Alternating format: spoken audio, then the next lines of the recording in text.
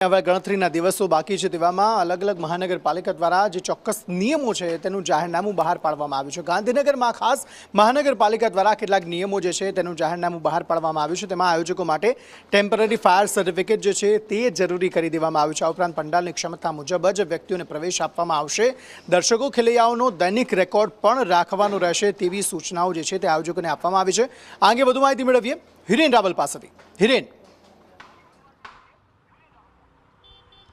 जो अलग अलग दुर्घटनाओं पछी राज्य सरकार और तमाम स्थानिक स्वराज्यनी संस्थाओं है ए विशेष तकेदारी आ तहेवारों और उत्सवों की उजवणी अंदर राखती होय छे। एना ज भागरूपे अमदावाद कॉर्पोरेशन पछी गांधीनगर कॉर्पोरेशने पण नवरात्रि ने ध्यान में राखी केटलाक नियमों बहार पाड्या छे। जेमां खास फायर सेफ्टी ने ध्यान में राखी फायर सेफ्टीनुं सर्टिफिकेट और टेम्पररी सर्टिफिकेट होवुं जोईए ए प्रकारनी जोगवाई करवामां आवी छे। आ उपरांत गणेश जे आयोजको छे अने जे पंडालनी क्षमता छे एना प्रमाणे ज पासनुं वितरण करवुं ए प्रकारनी सूचना आपवामां आवी छे।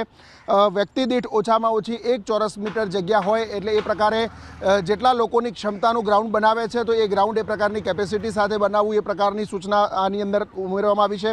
इमरजन्सी समये लोको सरळताथी बहार निकળી શકે, कोई केओस न थाय અને વધુ ભીડ ભેગી ન થાય એ પ્રકારની સૂચના પણ આ ગાઈડલાઈનની અંદર આપવામાં આવી છે।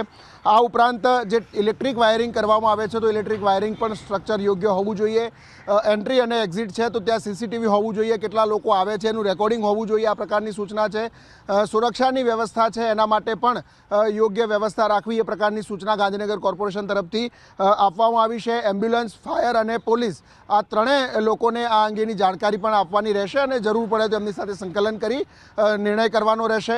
जो नियमों भंग थशे तो आ गरबाना आयोजको छे ए आयोजकोए गरबा बंध पण करवा पड़शे। ए प्रकारनी सूचना आ गाइडलाइन अंदर आपवामां आवी छे।